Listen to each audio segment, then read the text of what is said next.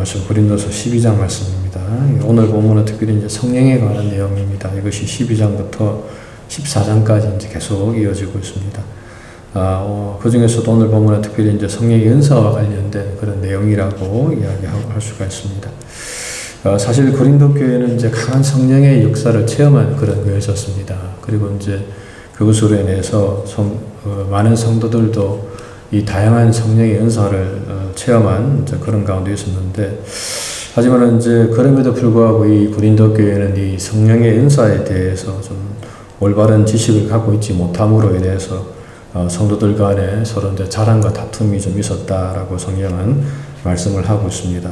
그래서 사도 바울은 이 서신을 통해서 이제 성령에 대해서 또 특별히 이 성령의 은사와 관련해서 참으로 무엇이 올바른가에 대해서 말씀을 하는 것을 좀 우리가 볼 수가 있습니다.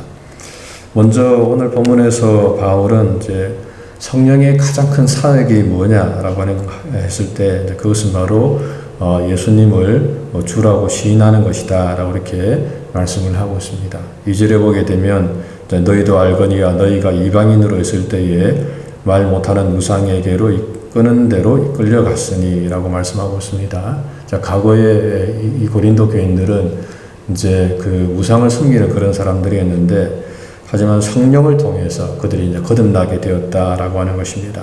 그래서 3절에서 내가 너에게 알리노니 하나님의 영으로 말하는 자는 누구든지 예수를 저주할 자라 하지 아니하고 또 성령으로 아니하고는 누구든지 예수를 주시라 할 수 없느니라 라고 이렇게 말씀하고 있습니다. 다시 말하면 성령의 가장 중요한 사역이 뭐냐면 그것은 바로 예수님을 믿게 하는 것, 이것이 가장 큰 사역이다라고 오늘 본문에서 바울이 이야기를 하고 있는 것입니다.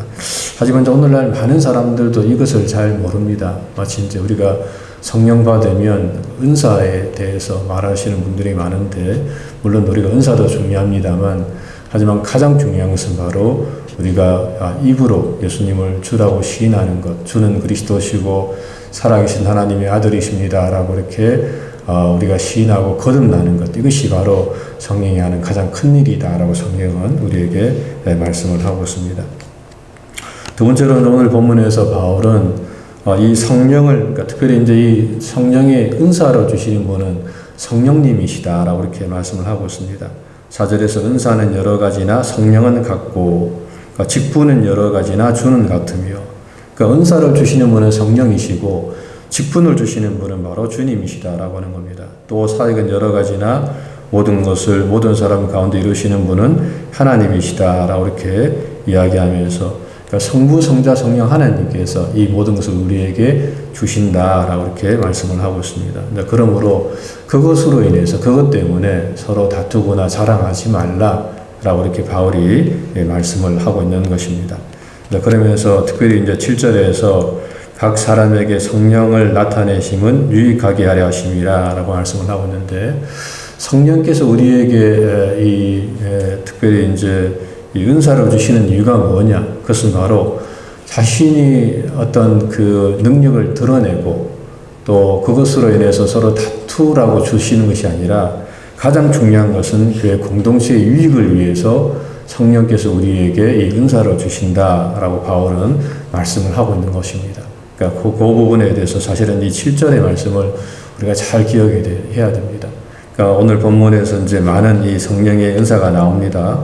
어떤 사람에게는 성령으로 말미암아 지혜의 은사 주고, 어떤 사람에게는 지식의 은사를 주고, 어떤 사람에게는 믿음을 주고, 또 어떤 사람의 병 고치는 은사를 주고, 능력 행함을 주고, 예언함을 주고, 영들 분별함을 주고, 각종 방언함을 주고, 또 방언들 통역함을 주는데, 그렇게 주시는 이유가 뭐냐? 그것은 바로 교회 공동체의 유익을 위해서, 교회를 위해서 성령께서 우리에게 이런 다양한 은사를 주신다라고 이렇게 말씀을 하고 있는 것입니다. 그러므로 인해서 그것으로 인해서 서로 다투거나 또는 그것으로 인해 시기하거나 질투해서는 안 된다라고 하는 것입니다. 어떤 사람은 자신이 병 고치는 은사를 받았다고 자랑하는 사람이 있습니다. 다른 사람은 없는데 자신만 그것을 받았다고 우쭐대는 사람이 있다고 하는 것입니다. 그러니까 고린도 교회가 그렇게 행했다라고 하는 것이죠. 그 부분에 대해서 바울이 이야기하면서 왜 성령의 은사를 너에게 주셨겠느냐, 그런 다양한 은사를 주셨겠느냐, 그것은 바로 교회 공동체를 위해서 그 교회 공동체를 잘 섬기라고 너에게 주신 것이다 라고 바울이 이야기를 하고 있는 것입니다. 만약에 동일하게 모든 사람에게 어떤 사람은 방언 받고 어떤 사람은 방언의 통역학을 받고 방언을 받은 이유는 이제 방언을 하게 되면은 또 그 방언 통역하는 사람이 사실은 있어야 되거든요.